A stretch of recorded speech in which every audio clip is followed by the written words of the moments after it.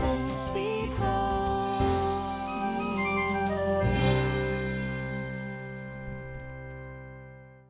Huwag kang papasok sa lumang bahay na yan.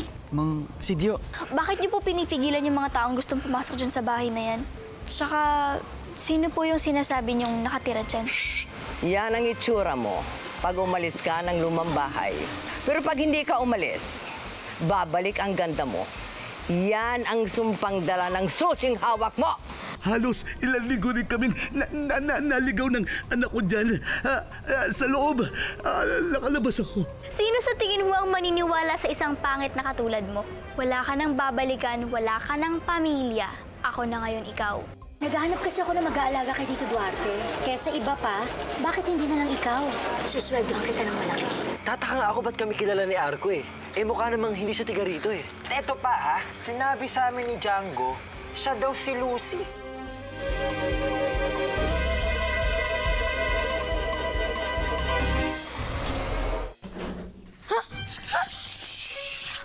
Hindi ako masama. Mabuting tao ako. Mang Sidyo?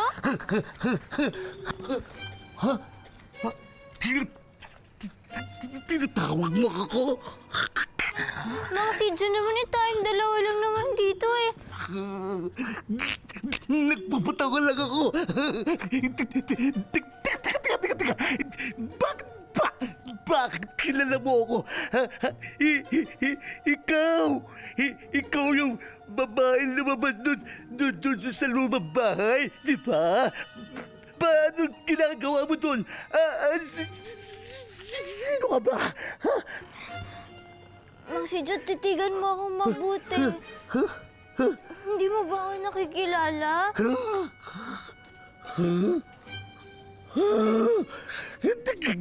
Kilala? Sino ka? Mang Sidyo, ako po ito si Lucy. Hindi ako naniniwala. Paano ikaw si Lucy? Eh, magkamukha lang tayo eh. Si Lucy, magandang bata yun. Eh, ikaw, ano ka eh? Huwag ka magagalit. Negra pa.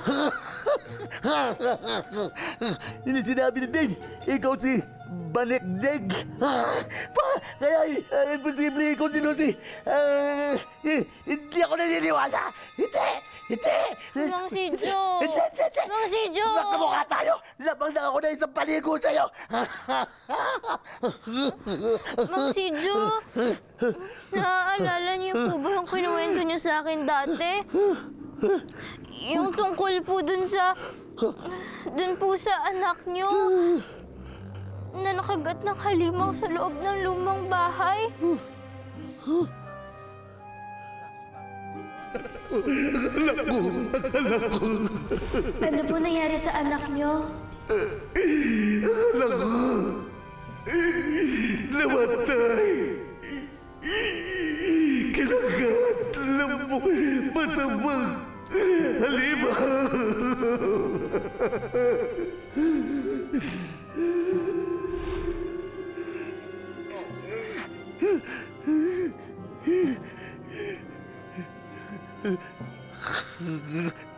Lucy, ikaw nga ba? Siya lang ang pinagkwentuhan ko tungkol sa anak ko. Sa anak ko. Naniniwala na po kayo na ako po si Lucy? Ba't ka nagkaganyan? Ano nangyari sa'yo? Ganyan na itsura mo?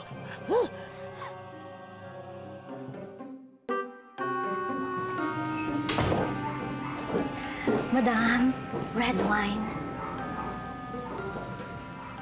Iniinis mo ba ako? Paano ka inom ng red wine? Wala nga akong kamay. Ano ba? Tawad po. Sige, ikaw uminom yan. Ako po. Bait niyo talaga. Boba.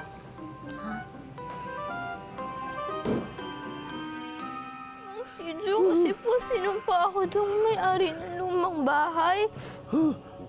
Tapos, nagpalabas siya ng kamukha ko para magpanggap na ako sa pamilya ko. Si Ju, tulungan niyo po ako. Sabihin niyo po sa pamilya ko na ako po talaga si Lucy. Sa palagay mo, maniniwala sila sa akin.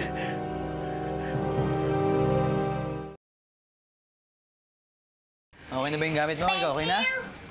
Okay na? Check na. Tapos, paper, check. O, sige, hatid ko na kayong dalawa, ha? Total, mamaya pa naman yung pasok ko, eh. Alam mo, kuya, hindi na po namin kailangan na may kasama. Kasi, dapat ganito lang po yan eh. Hindi po kayo dun dapat sa kalsada naglalakad. Dapat dun na po kayo sa tabi ng kalsada. Tapos dapat, stop, look, and listen. Oh, ito, check na. Check na lahat. Tumpak! Kailangan din po namin maging independent, kuya. Independent? Spell mo nga independent? Hindi, wag nga. Joke lang, joke lang. Si kuya talaga lang iiso. Hatid ko na kay mamaya, ha? O, so, kiss mo na, oh. Kuya, okay lang kami. Sige na. Hindi na, tara. Si kuya talaga, oh. Dulce, mag-iingat ka, ah. Ano ka ba naman, Reden? Para naman akong bata kung pagbilinan mo. Hindi kasi ako sanay na nagtatrabaho ka, eh. Matid na lang kaya kita kay Benji. Oo nga, eh. Para naman alam mo sa nagtatrabaho. Hindi na. Kaya ko naman yung sarili ko, eh. Wag na, abala pa yun sa inyo. Sandali, ano ba yung pangalan ng tindahan na pagtatrabahuan mo? Ano yun, Reden, kasi medyo bago pa, kakatayo pa lang ng tindahan. Di na, basta. Late na ako, Sige po. Sige na. Mag-ingat ka. Pagsisinungaling. Yan ang nagiging ugat ng pagkawasak ng anumang relasyon. Eh pero kasi naman, madam, maliit na pagsisinungaling lang naman yun. Pagsisimula yan sa maliit hanggang sa lumaki ito at magiging pagtatraidor. I love that Agoncilla girl. Brilliant ang mga ideas niya para wasakin ang pamilya ni Reden. Oh well, magagaling ang mga alagad ko ngayon. Hindi katulad magamang Reden at Jessie. Palpak!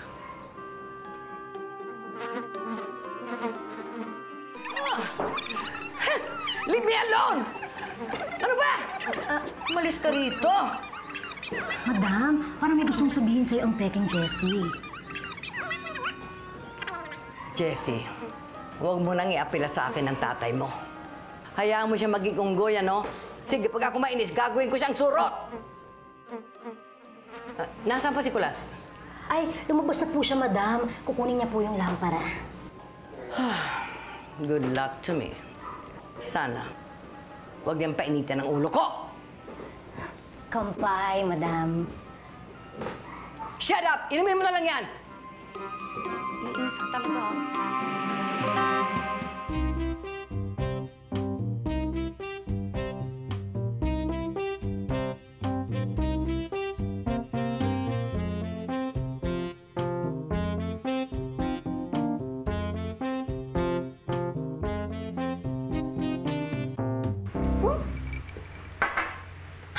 Talaga? Kayo na ni Benji? Huwag mo sasabihin kahit kanino, secret lang natin. Secret?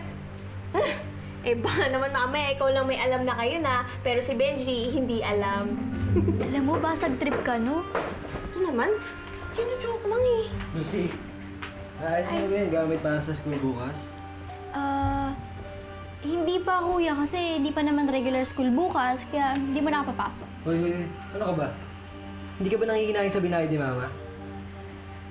Lucy naman, dapat bawal sentimo sinusulit mo sa ginagastos ni Mama para sa pag-aaral natin.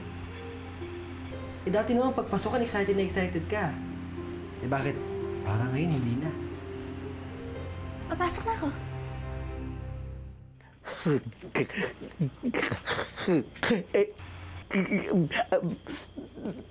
Almusal muna tayo. Ito, pati salad at saka kape. Mas masarap to. Pasensya ka na. Ito lang ang nakayanan ko, ha?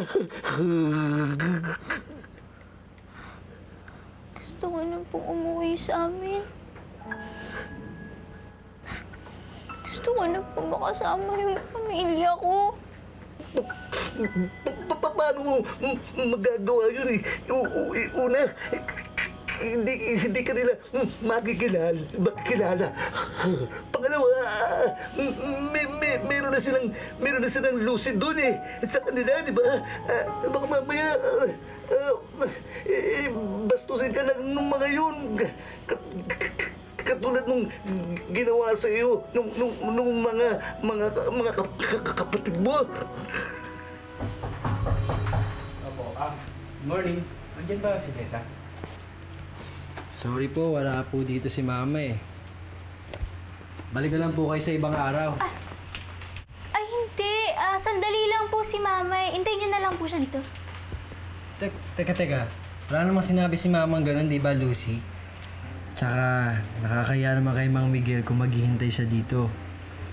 Actually, may sinabi sa akin si Mama eh. Sabi niya sandali lang daw siya. Tapos, alam niya rin na pupunta dito si Tito Miguel, kaya sabi niya, hintayin na lang din daw siya.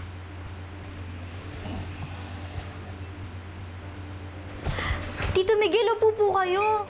Sige. Kuha na lang po ako mamaya ng juice. Ano pala? Tamang-tama, meron akong pasalubong sa'yo. Ay, talaga po? Oo, tsak magugustuhan mo yan. Ay, wow. Thank you po. Ito gusto ko.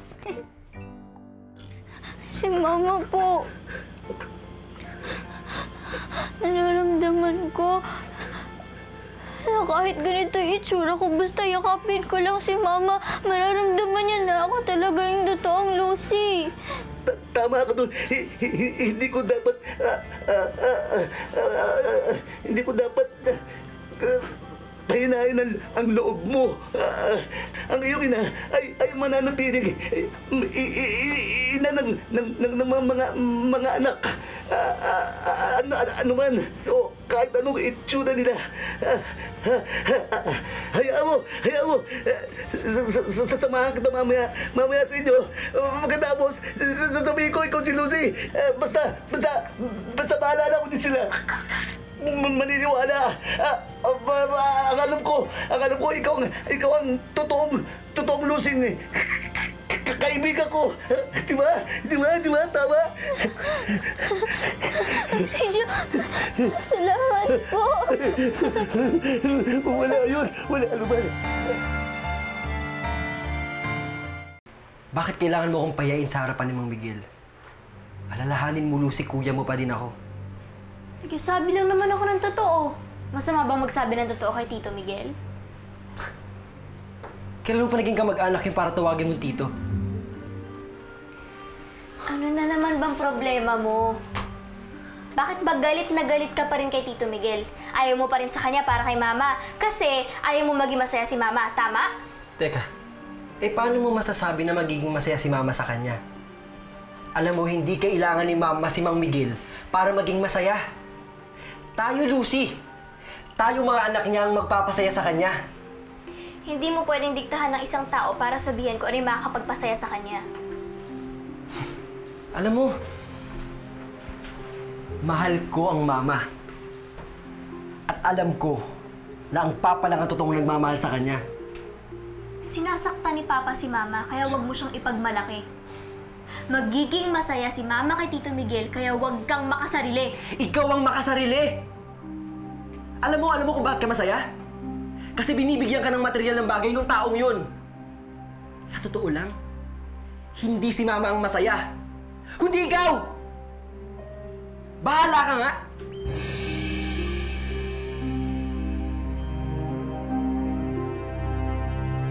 Parang hindi naman. yung paggamit ko ng system, nakita yung mga... Hindi ka nga marunong gumamit niyan. Hindi mo naman ako nakita. Hindi mo nakita. Tiyango, yung mag-ama nandito. Oo! Saan ba naman kayo pupunta mag-ama kayo? Wala kayong pakialam kung saan kami pupunta at lumabi nga kayo dyan. Tapang ng kumbang negrang to, hoy! Walang karapatan ano ako, ha? Teka muna! Sandali! Ikaw naman, kalalaki mong tao nang babastos ka ng babae, hindi mo ba alam na si Lucy? Siya Siya si Lucy. Sino daw? Lucy! Lucy! Sino ulit? Lucy! Lucy? Lucy daw! Ito si Lucy? Ha? Totoo! Siya si Lucy! Alam nyo, mag-ama nga kayo. Parehas kayo may sayad. Kayo talaga! Alam niyo ba, kaya kong patunayan yun na siya si Lucy! Talaga? Ha? Ha? Magsidya sa tingin nyo may maniniwala sa inyo, ha? Matagal na kayong kilala dito sa atin na sintu-sinto. Tapos sasabihin nyo si Lucy yan? Yung mukhang halimaw na yan, ha? Ngayon na patunayan ka na. Hindi ka lang pala talaga mayabang. Masama rin ang ugali mo. Malayong-malayo kay Benji. Ano sinabi mo? Sino ka para ikumpara mo ako sa Benji ngayon, ha? Ito, tandaan mo. Dumilang ng kuko ko yung ugok na yon. Kaya wag na wag mo akong ikukumpara, ha? Sa Benji na yun, ha? Naintindihan mo? Panig.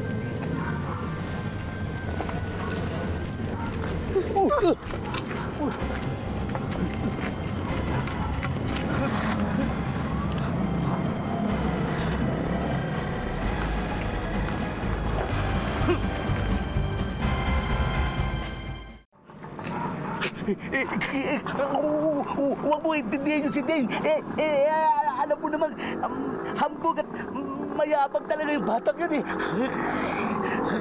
Mang Sijo, kung sila Dane nga halimaw ang tingin sa akin eh, malamang ganun din ang magiging tingin sa akin ng pamilya ko. Lucy, pamilya mo yun. Si Dane, si Raulo talaga yun eh. Tsaka, pamilya mo mababait. Kaya, hindi ka nila papastusin. Siguro, dapat mas kailangan ihanda mo ang sarili mo sa magiging reaksyon nila. Lalo na kapag sinabi mo ikaw si Lucy. Dahil nandun yung kamukha mo, di ba? Mahirap.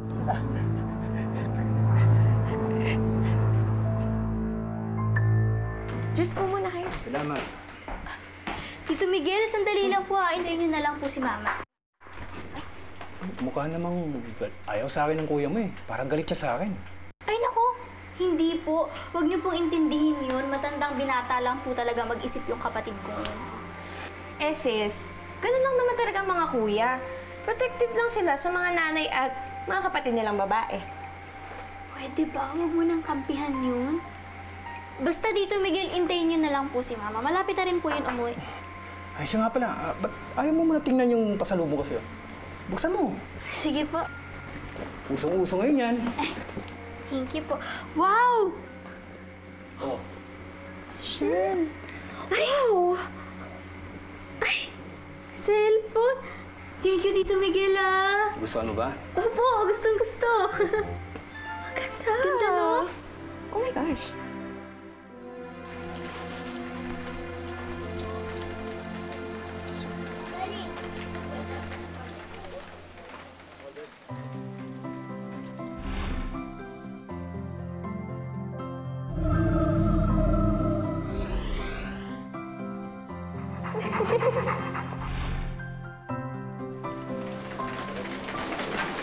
Benji, tay, ba't ganyan yung itsura mo?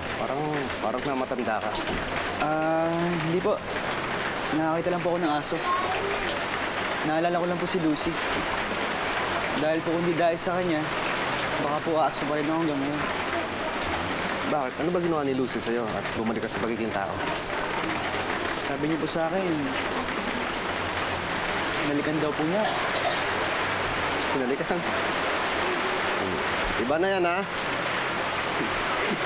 Tay, wala kayong dapat ipag-alala sa amin ni Lucy.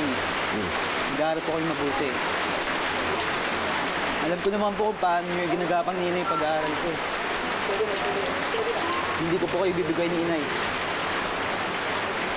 Salamat, anak. At mga bata pa kayo ni Lucy. Matuto ka mangarap. hindi lang para sa amin, kundi para sa sarili mo. Nakakasa po kayo, Tay. Saka, huwag mo na isipin yung lumang bahay na yon. Kasama mo na kami, ligtas ka na. Tay, doon muna ako. Ha? Magpayo ka, ang lakas ang ulan, ha? Tay. Sige po. Gusto ko makita si Riden. As in, ngayon na! Now na! Wala siya dito. Huwag mo nga akong kinikeme. Papasukin mo ako, hindi maging skandalo ako dito! O, di subukan mo nang ipalapa kita sa alaga kong tiger. May alaga kang tiger? Oo. Gusto mo makita? Hindi ako nagpunta dito para makita yung alaga mo. Kailangan ko makita si Riden. Bigla-bigla na lang niya kasi ako iniwan. Eh, sino ba kasing Reden yung hinahanap mo? Hindi yung mahal ko! O, sino doon? Eh, dalawa yun eh. Wala akong pakialam kung sino sa kanila! Ay, naku. Alam mo, kung gusto mo talaga makita yung Reden na yan, wala nga siya dito. Puntahan mo siya sa kanila, kasama ng mga kamag-anak niya, at kung sino mang mga mahal niya sa buhay. Pero wala na siya dito. Huwag mo ko ini-etchos, ha? Papasukin mo ko! Tiger! Tiger! Britney, mabuti pa kunin mo na nga si Tiger. Ang tigas talaga ng ulo ng babaeng to eh. Sige na. Jessica, talagang ipapalapa mo ako sa Tiger na yan, no? Oo naman. Kapag ka talaga nagbatigas ka pa, pumasok dito. Tiger! Britney, bilisan mo na! Ngayon na, Britney! Bilisan mo, eto na! Tiger!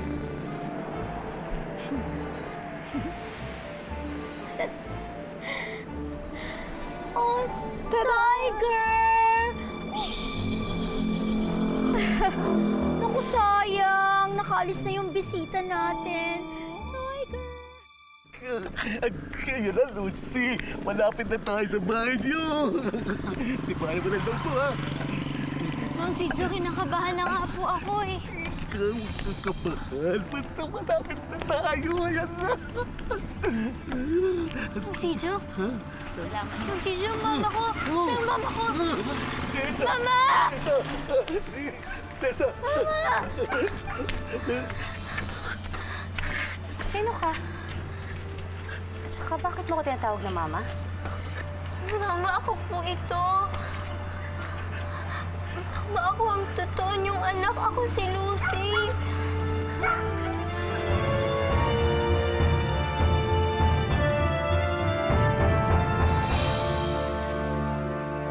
Nasaan si Reden? Ko alam. Kumpare mo, hindi mo alam. Imposible yun, ha? Masaya na yung pamilya niya. Huwag mo na silang guguluhin, pwede ba? Magkano ba kailangan mo? Itong si Papa, para bang sunod-sunura na lang siya kay Agoncilla? Hindi kaya na-hypnotize mo na yung kapal ni Reden? Paano kung napapatay na pala yung matanda?